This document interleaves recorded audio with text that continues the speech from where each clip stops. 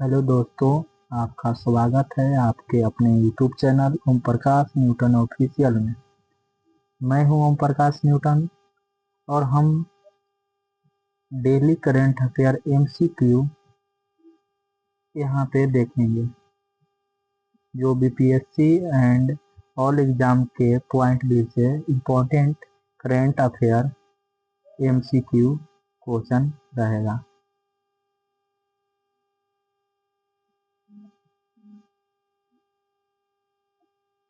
पहला क्वेश्चन है हमारा, हाल ही में चर्चा में रहे भारत के सरकारी अनाज भंडार के संदर्भ में निम्नलिखित कथनों पर विचार कीजिए।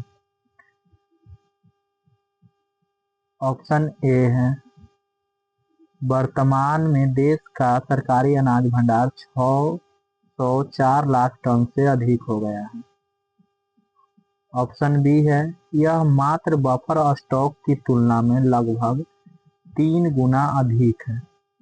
ऑप्शन सी है, इस भंडार का मुख्य उद्देश्य सार्वजनिक वितरण प्रणाली और कल्याणकारी योजनाओं के निर्बाध आपूर्ति सुनिश्चित करना है।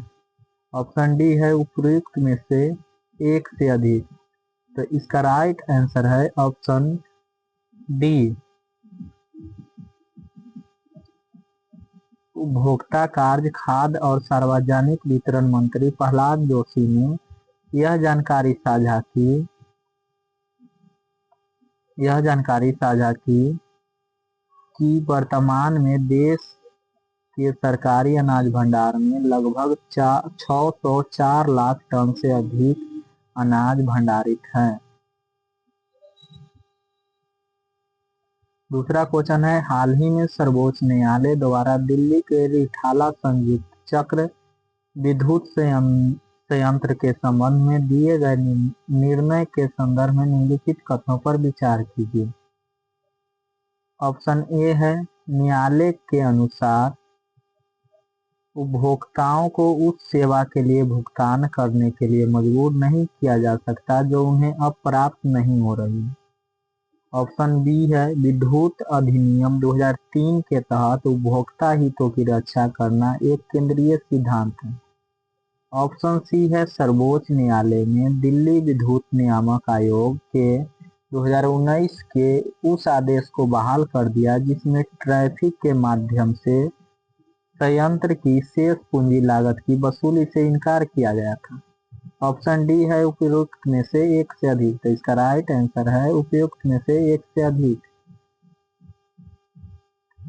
न्यायमूर्ति पी.एस. नरसिम्हा और न्यायमूर्ति आलोक आराधे ने यह फैसला सुनाया है।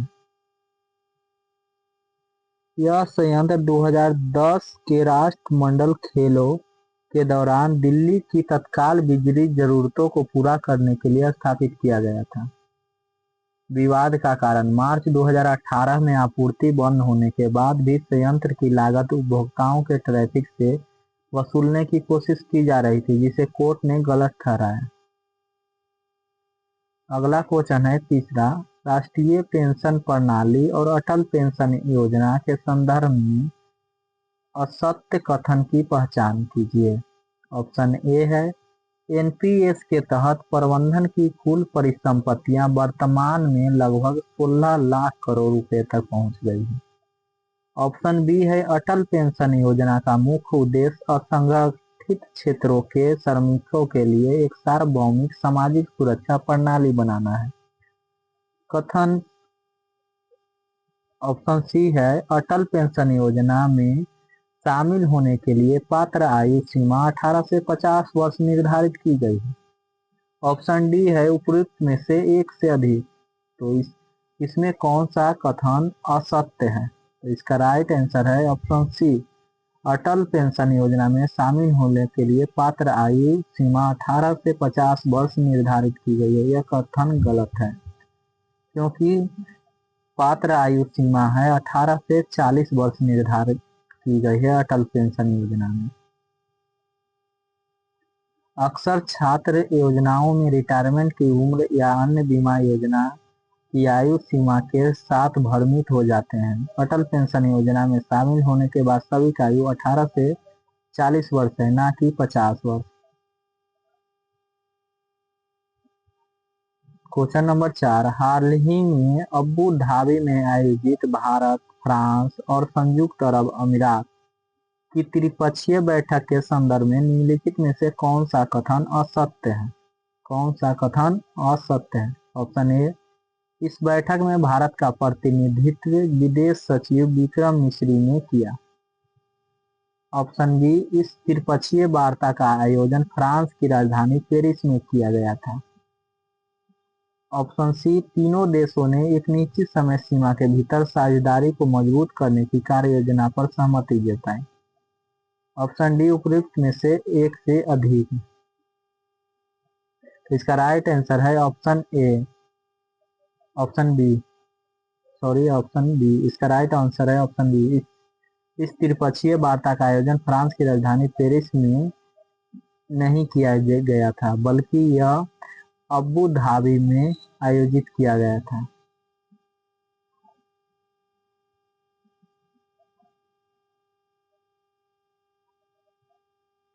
अगला क्वेश्चन है क्वेश्चन नंबर 5, वर्तमान में भारत के संचार राज्य मंत्री कौन है? ऑप्शन ए है ज्योतिरादित्य सिंधिया, ऑप्शन बी है doctor Chandrasekhar Pemmasani, option C है अश्विनी वैष्णव, ऑप्शन डी है सोमेश्वर प्रसाद। तो इसका राइट आंसर है option B, doctor Chandrasekhar Pemmasani. अगला क्वेश्चन है, सोमनाथ स्वाभिमान पर्व और सोमनाथ मंदिर के इतिहास के संदर्भ में निम्नलिखित कथनों पर विचार कीजिए तथा गलत कथन का चयन कीजिए। ऑप्शन ए है, यह पर्व सोमनाथ मंदिर के पुनर्निर्माण की 100वीं वर्षगांठ के उपलक्ष्य में आयोजित किया जा रहा है। ऑप्शन बी है, 11 मई को पुनर्निर्मित मंदिर का उद्घाटन भारत के प्रथम राष्ट्रपति डॉक्टर राजेंद्र प्रसाद द्वारा किया गया था। ऑप्शन सी है, प्रधानमंत्री अपनी यात्रा के दौरान त्रिवेणी हेलीपैड से वीर हमीरजी गोहिल की प्रतिमा तक सड़क यात्रा करेंगे। उपयुक्त ऑप्शन डी है उपयुक्त में से एक से अधिक। तो इसका राइट आंसर है ऑप्शन ए, यह पर्व सोमनाथ मंदिर के 100वीं पुनर्निर्माण की 100वीं वर्षगांठ के उपलक्ष्य में आयोजित नहीं किया जा रहा है, बल्कि यह 75वीं वर्षगांठ के उपलक्ष्य में आयोजित किया जा रहा है। आप लोग ये पढ़ लीजिएगा।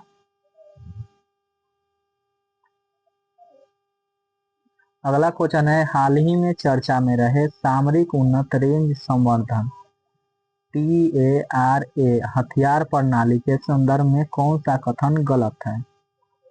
कौन सा कथन गलत है? ऑप्शन ए, यह भारत की पहली स्वदेशी ग्लाइड हथियार प्रणाली है। ऑप्शन बी, यह अनिर्देशित हथियारों को सटीक निर्देशित हथियारों में परिवर्तित कर देती है।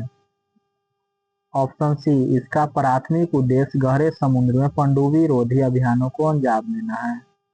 ऑप्शन डी, उपयुक्त में से एक से अधिक। तो इसका राइट आंसर है ऑप्शन सी, इसका प्राथमिक उद्देश्य गहरे समुद्र में पनडुब्बी रोधी अभियानों को अंजाम देना नहीं है। यह कथन गलत है, ऑप्शन सी।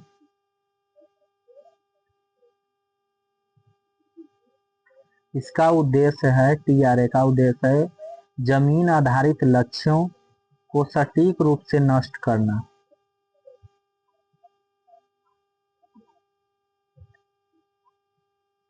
इसे मुख्यतः DRDO द्वारा विकसित किया गया है हैदराबाद के प्रयोगशाला में। इसका परीक्षण ओडिशा के तट पर चांदीपुर रेंज में किया गया। अगला क्वेश्चन है, हाल ही में आयोजित भारत ऑस्ट्रेलिया रक्षा नीति वार्ता के 10वें संस्करण के संदर्भ में कौन सा कथन सत्य है? ऑप्शन ए, इस बैठक का आयोजन नई दिल्ली में किया गया और इसकी अध्यक्षता संयुक्त सचिव स्तर के अधिकारी द्वारा की गई। ऑप्शन बी, इस वार्ता की सह अध्यक्षता दोनों देशों के रक्षा मंत्री राजनाथ सिंह और रिचर्ड मार्लेस द्वारा की गई। ऑप्शन सी, भारत और ऑस्ट्रेलिया के बीच पहली संयुक्त वार्ता का आयोजन वर्ष 2024 के प्रारंभ में ही संपन्न हो चुका है। ऑप्शन डी, उपरोक्त में से एक से अधिक। तो इसका राइट आंसर है ऑप्शन ए।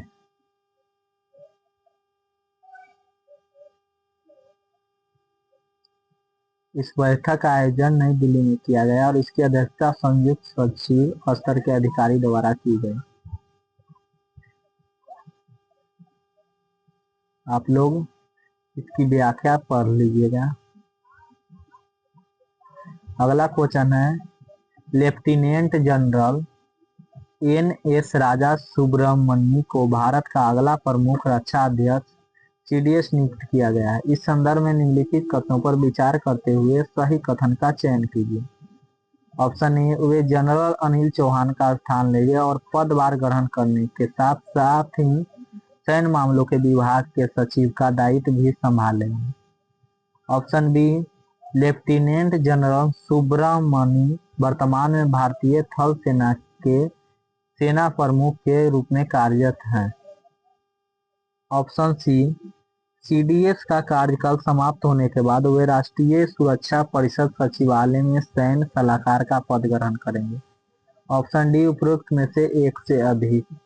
तो इसका राइट आंसर है ऑप्शन ए, वे जनरल अनिल चौहान का स्थान लेंगे और पदभार ग्रहण करने के साथ ही सैन्य मामलों के विभाग के सचिव का दायित्व भी संभालेंगे।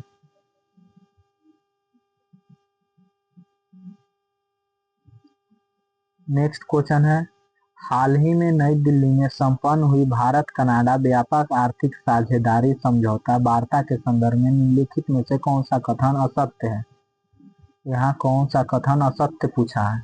ऑप्शन ए, इस वार्ता का आयोजन दोनों देशों के व्यापार मंत्रियों द्वारा मार्च 2026 में हस्ताक्षरित संदर्भ शर्तों के आधार पर किया गया। ऑप्शन बी, नई दिल्ली में आयोजित यह बैठक इस समझौते के लिए वार्ता का तीसरा दौर था।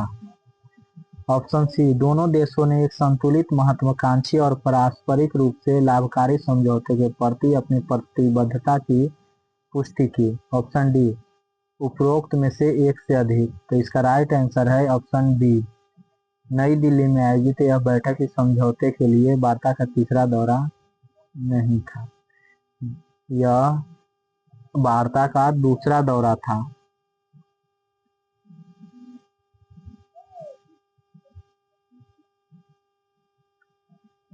तो पिछले वीडियो का यह अभ्यास प्रश्न रहा। आप लोग अभ्यास प्रश्न का उत्तर कमेंट बॉक्स में जरूर से जरूर दें। क्वेश्चन है, हाल ही में भारत के दौरे पर आए वियतनाम के वर्तमान राष्ट्रपति कौन है? ऑप्शन ए, गुयेन फू ट्रोंग। ऑप्शन बी, तो लाम। ऑप्शन सी, फाम मिन चिन। ऑप्शन डी, वो मान तुआ। इसका राइट आंसर है ऑप्शन बी, तो लाम। तो आज का अभ्यास प्रश्न है, भारत के अगले प्रमुख रक्षा अध्यक्ष के रूप में किसे नियुक्त किया गया है? Option A, general Anil Chauhan को। Option B, lieutenant general N S. Raja Subramaniam को। Option C, general Manoj Pande को। ऑप्शन डी, उपरोक्त में से एक से अधिक। तो आप लोगों से आग्रह है कि कृपया इसका उत्तर कमेंट बॉक्स में जरूर से जरूर दें। तो आज के सेशन में इतना ही 10 क्वेश्चन था। तो इस सेशन से जुड़ने के लिए आप लोगों का बहुत बहुत धन्यवाद।